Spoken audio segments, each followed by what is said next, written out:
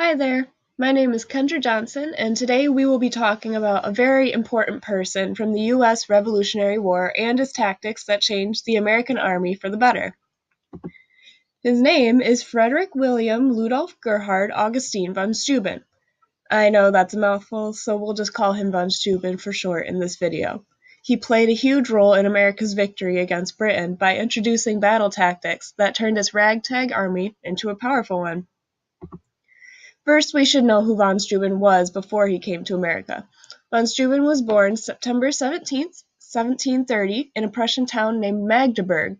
When he was 17 years old, he joined the Prussian army and was later discharged in 1763 after the 7 Years' War. We will talk more about his time there in a minute.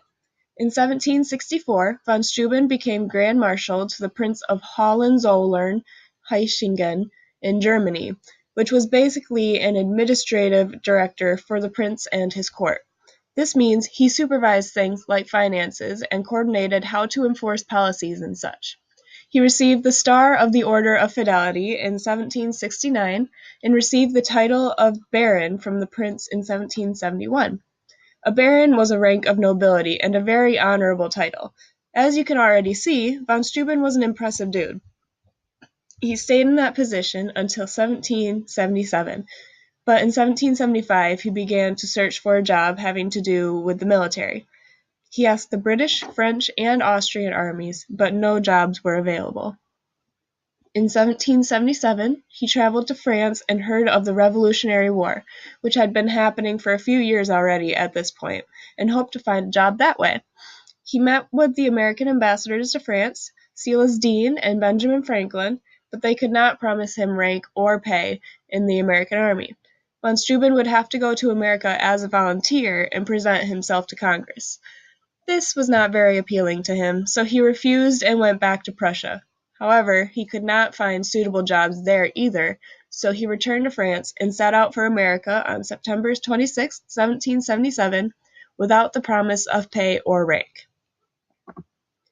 While serving the Prussian army, von Steuben learned many of the valuable tactics, most being considered ahead of their time, and he would later use to help the American army.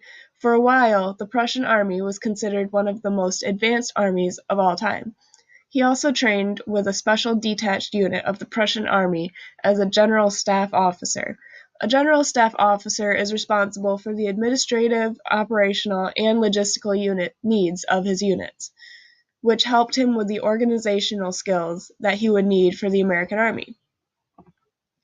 Many history classes teach as if the American army was in such bad shape before von Steuben arrived that it was almost incapable of fighting. But this was not the case.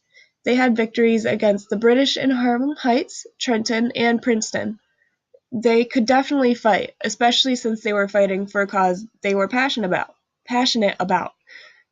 But they did lack uniformity and were very unorganized, which would cause confusion. Sometimes units even got lost in the midst of battle, or they would accidentally fire at each other. That's where von Steuben came in. In the words of Aaron Burr in the musical Alexander Hamilton, he turned our ragtag volunteer army in need of a shower into a force that defeated a global superpower. When von Steuben arrived at Valley Forge on February 23, 1778, he spent the first few weeks talking to the soldiers through interpreters, as he spoke little English. He realized that he needed to gain respect of the soldiers rather than force them into obedience, as the British forces often did. That was his first tactic, and although it may seem like a small detail, it made a huge difference because it made the army as a whole more responsive. His next tactic was selecting soldiers from each brigade, calling them the model company, and teaching them drills that mainly focused on maneuvering uniformly. The model company was made up of about 100 men. Uniform maneuvering meant marching at the same speed and step to get from one place to another quickly and efficiently while remaining as one unit. Those from the model company could go back and teach the rest of their brigade, which saved the time it would have taken to train each brigade separately. He also taught the soldiers how to handle their guns with as little motions as possible over and over until it came naturally to them. This way, they can fire more shots because of their ability to handle their guns fast. Von Steuben also exuded great confidence that transcended to the soldiers, making them better fighters. Another point of emphasis from von Steuben was the importance of cleanliness and hygiene. By keeping themselves and their surroundings clean, the soldiers were at a greatly reduced risk of contracting diseases that would weaken the force as a whole. Within only 1 month of him doing this, entire regiments were successfully functioning units. They were now able to move as one instead of being scattered all over the place, and were able to warn each other of the danger coming. For example, on May 20th, 1778, the regime under General Lafayette spotted British forces trying to corner the American army. Using von Steuben's maneuvering skills, they were able to avoid the British trap, and then use the gun signals to alert the rest of the army at Valley Forge of the oncoming threat. It only took the army 15 minutes to fall out of their huts and form a line of battle.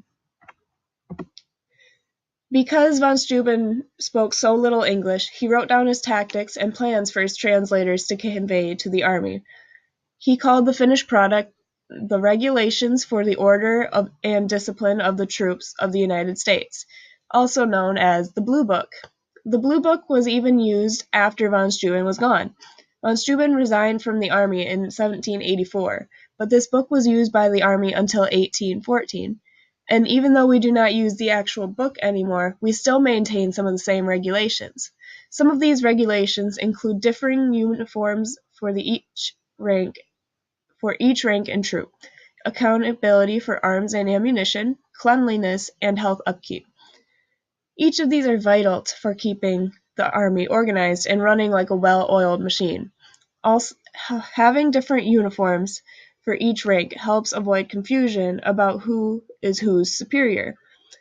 It is also important to keep track of the amount of weapons and ammunition they have so that it can be replaced if the supply runs low. Both cleanliness and health upkeep, like vaccines, assist in keeping illnesses and diseases out of the army, which keeps it strong. Here are some fun facts about von Steuben that I found very interesting. I think these help paint a slightly different picture of who he was than most people think of when they imagine an army general, and help make sense of his personality. So von Steuben actually brought his dog with him to America. He was an Italian greyhound named Azor. You don't hear about that kind of thing often when it comes to these hardened war generals.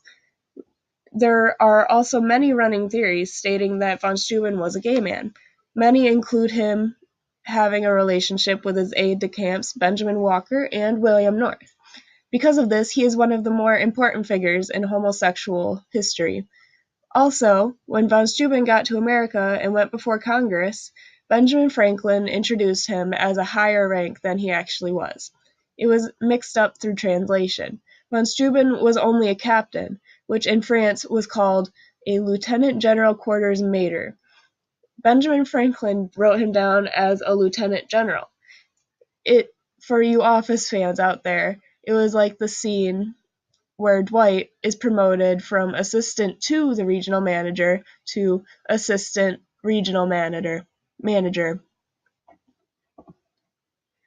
And with these citations, I end this presentation.